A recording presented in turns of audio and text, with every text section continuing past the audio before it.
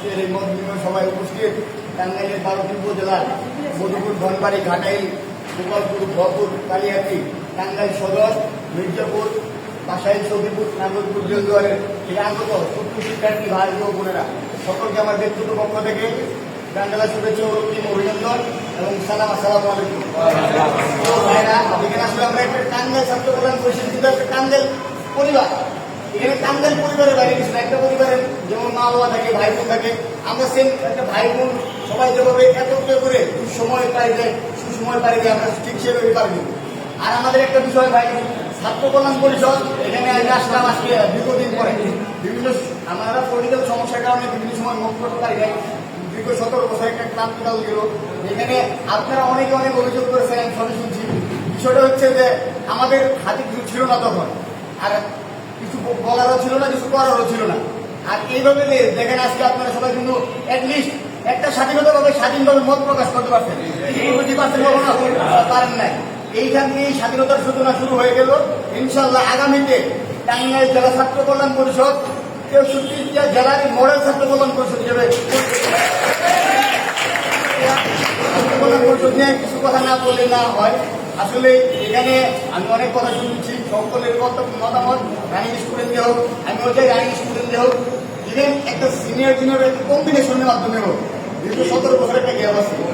যারা এই ধরে 15, 16, 17, 17, 18, 19 ছিল, ওরা কিন্তু এইভাবে এসে একটা মত বিনিময় করতে পারে নাই, কোথাও বলতে পারে নাই, সমস্যাও বলতে পারে নাই।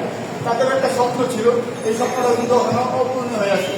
আমি ছাত্র কল্যাণ বিষয় নিয়ে আরেকটা কথা বলতে চাই। এই যে আমি ধরেন ছাত্র কল্যাণের প্রেসিডেন্ট হইলাম বা সেক্রেটারি হইলাম, আমি কিছু অনেক কিছু হয়ে গেলাম, বিষয়টা তাই না। ছাত্র কল্যাণ আমাকে ছাত্রদের কল্যাণের জন্য কিছু করতে হবে, ছাত্র কল্যাণ করতে হবে।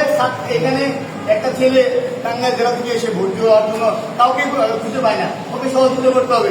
একটা ছেলে হলে উঠবে, ওকে হলের ব্যবস্থা করতে হবে। একটা ছেলে অসুস্থ থাকতে পারে, তার চিকিৎসার ব্যবস্থা করতে হবে। একটা ছেলে যে নতুন ধরনের প্রবল হতে পারে, তাকে সর্বোচ্চ সহযোগিতা করতে হবে। একটা কথা যে চুলে লাগে একজনের বোঝা, 10-এর কাছে একের বোঝা। আমরা যদি 10টা ভাই 10টা বোন একত্র হয়ে যে কোনো কাজ করি, ইনশাআল্লাহ সবাইকে আমরা পাবো, ইনশাআল্লাহ। বন্ধ নাই। আর কমিটির বিষয়, নেতৃত্ব একটা এমন বিষয় ভাই, এখানে সবাই যোগ্য, কিন্তু প্রেসিডেন্ট থেকে 2 জন হবে, বিষয়টা তাই না। এখন আমরা একটা বিষয় এখান থেকে সাংগঠনিক নীতিমালা কিছু নির্ধারণ হবে, একটা কমিটি 1 বছরের উপরে কোনোভাবেই যেতে পারবে না। মধ্যে কমিটি অটোমেটিকলি বিলুপ্ত হয়ে যাবে। তারপর উপদেষ্টার একটা দায়িত্ব নিয়ে একটা মিটিং করে পরবর্তী কমিটি তারা ঘোষণা করবে। আর এখানে একটা বিষয় হচ্ছে ভাই, আমি তো প্রেসিডেন্ট সেক্রেটারি হয়ে গেছি, আর কোনো খোঁজ খবর নাই, তা হবে না। এখানে একটা প্রেসিডেন্টের যে ক্ষমতা, একটা সদস্যের সেই ক্ষমতা থাকবে, সঙ্গে থেকে একটি ক্ষমতা থাকবে। ওই সভাপতি বলবেন যে ভাই আমি পারবো না, ব্যস্ত মুক্ত, তাহলে আপনি দায়িত্ব ছেড়ে দিবেন, যে দায়িত্ব পালন করতে হবে তাকে দায়িত্ব দেওয়া হবে। আরেকটা বিষয় এখানে আপনাদের বিষয়, এখানে বিষয়টা হচ্ছে আপনাদের অনেক কম। এইখানে বিষয়টা হচ্ছে আমাদেরকে এনশিওর করতে হবে, ওরা এখানে স্টুডেন্ট না, ওরা আমাদের বোনের নিরাপত্তা। একটা ভাই হিসেবে যেমন আপনার বোনের নিরাপত্তা আপনার নিশ্চিত করার দায়িত্ব, সেম টাঙ্গাইল থেকে আগত যে কোনো ফ্যামিলির বোনদের নিরাপত্তা নিশ্চিত করার আপনার দায়িত্ব। আরেকজন শুনবে, এই যে বলার অপেক্ষা রাখে না, বলার জন্য কিছু সুযোগও নাই। এবং আরেকটা বিষয়, আপনাদের একটা বিষয়, কারো